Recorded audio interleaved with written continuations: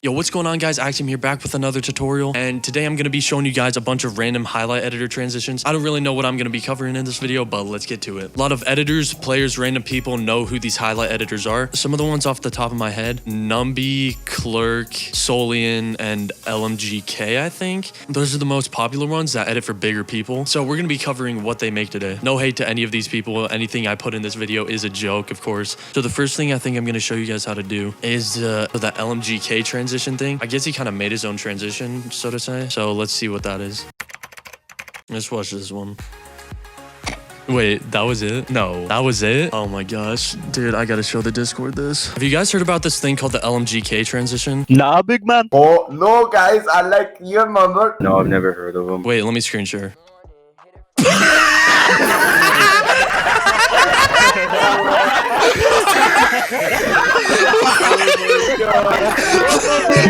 wait. My man said, yo, is there a preset for that?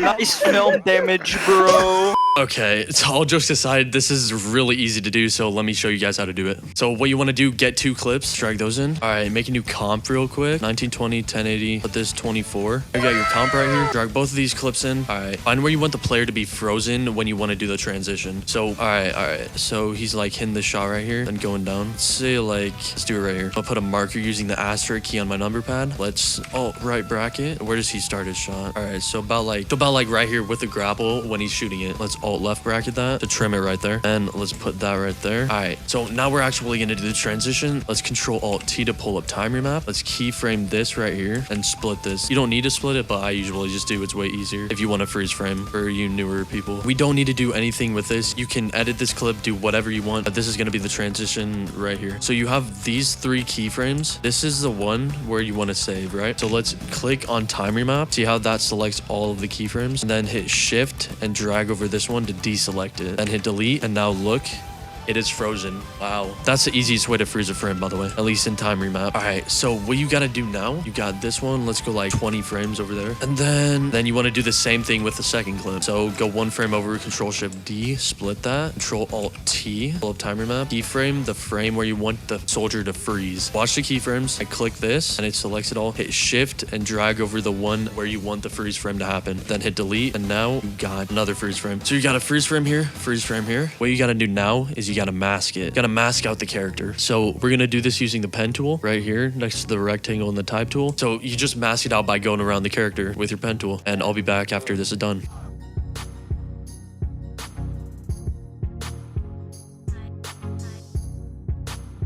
Alright, so here's my really rough mask of the character. What we do after we mask this character is we hit M twice while clicking on our layer. Hit M twice. We'll zoom in here so you can see what happens. When you hit the mask feather, pull this up. It feathers the edges, so it's not so rough on the outside. So we don't want that much. Let's go like, what are we saying, like 5? Yeah, we vibing with 5. That's actually pretty good for how quick I did it. But now you got to do the same thing with the next one, and I'll be back. Now we got our second character. Pull this up. 5. Yeah, that looks good enough. Good enough for the sake of the tutorial. Obviously, if you're doing this for a client or someone else or yourself, then you're probably going to want to make a better mask. This is what we have so far right now.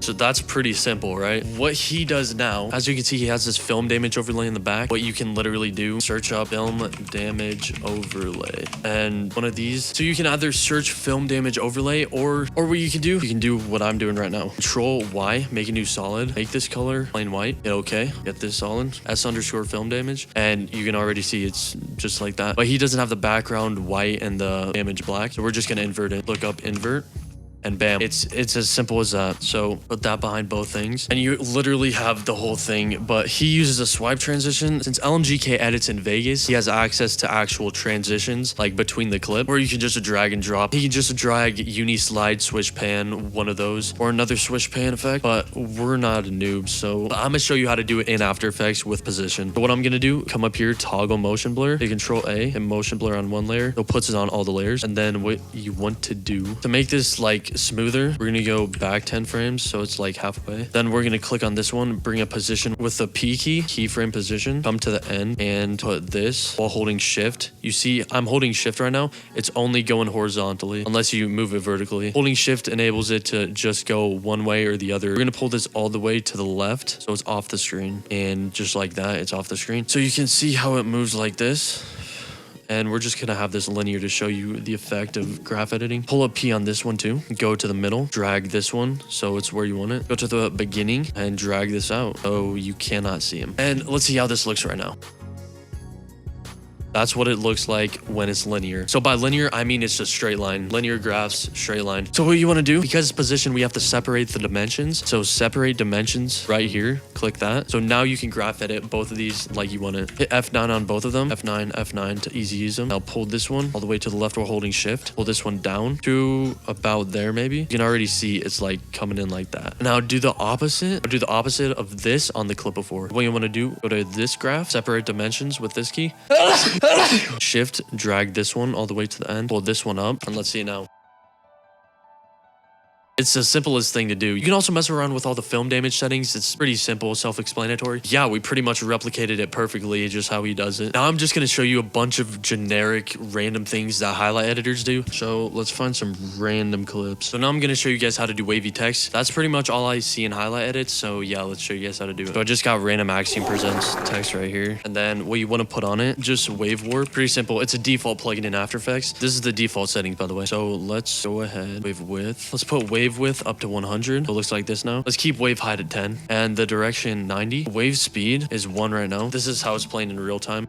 So this is how it's playing in real time right now. It's just like this. You can put this to 0 and just manually do it. So phase is how you manually move the waves on the text. So as you can see, moving phase is moving the waves on the text. You can either manually do it or just adjust the wave speed, you know? But yeah, it's pretty simple. And you pretty much just add a drop shadow. If I turn transparency on, you can see the drop shadow. So just add the drop shadow and bam, just like that, you got wavy text. Now on the clip, many highlight editors use tilt shake. I hate tilt shake. Only using tilt shake, it's very rare that someone pulls it off great. So we got our clip right now. Don't judge us on my Fortnite playing skills or anything. I'm just teaching you guys how to edit. Or we got our random kill and box fights. Let's kill this guy. Put a marker right here and split it. New adjustment layer, Control Alt Y. Let's go 1, 2, 3 frames before the clip by using the page up key. And let's add S shake. These are the default settings right here. And this is how it's gonna look if you just put it on. Yeah, this is very bad. I usually just start out 1 and 1. Then put this all the way down, this all the way down, and tilt shake. Put the wave amp to like, let's try 5. See, now that's too slow for highlight editors. They like it fast, tilt shake. Look at that. Now that looks more like it. That's literally highlight editor shake. That's literally highlight editor shake right there. Okay, let's put this down to 0.5. Keyframe that. 3 frames back. Put this to 0. Go some frames after. Put this back down to 0. Let's see how it looks. Oh my god, it's literally the same.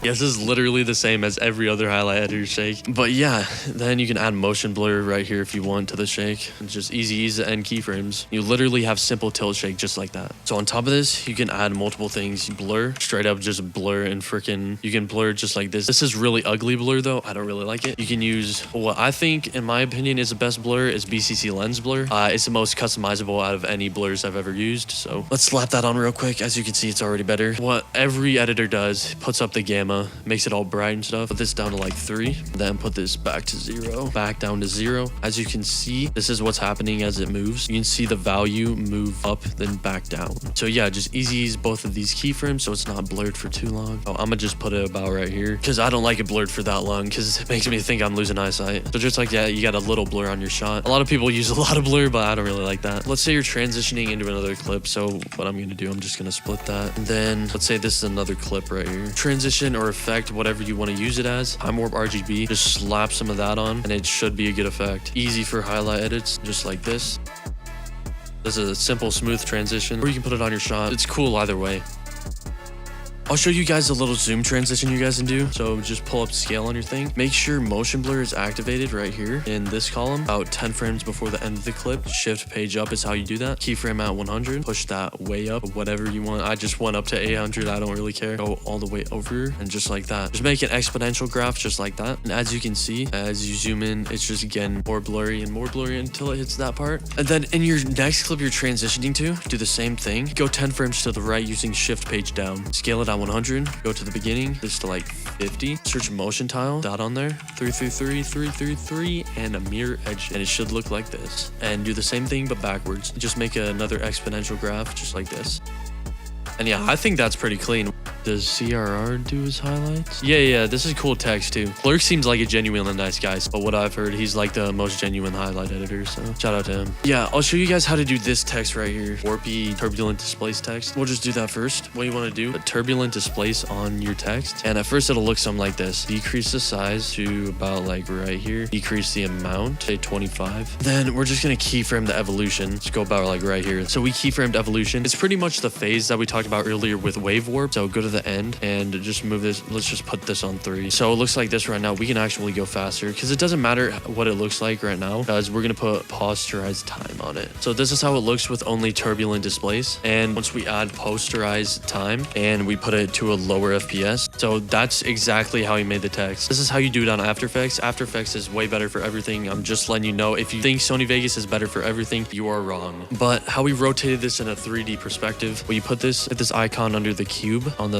layer, pull up position, pull up rotation. You can test all of these out. The one he used in this one is Y rotation. So what you can do, just keyframe it at the beginning to 90, so you can't even see it. And the middle is right here. The middle is 0, so it's just plain text. I didn't easy as anything, and this is what it looks like. So this is actually pretty cool, just linear rotating on its own. Exponential graph down, exponential graph out. And since we have posterized time on this, and that's pretty much how you make that kind of text. If you guys made any highlight videos from the things you've learned from this tutorial, feel free to link them to me. I would love to see the highlight videos that you put out. I would love to see if I helped anyone. Let me know if you guys want more tutorials. Follow me on Twitter. Hopefully you guys enjoyed. Hopefully you learned some. Peace.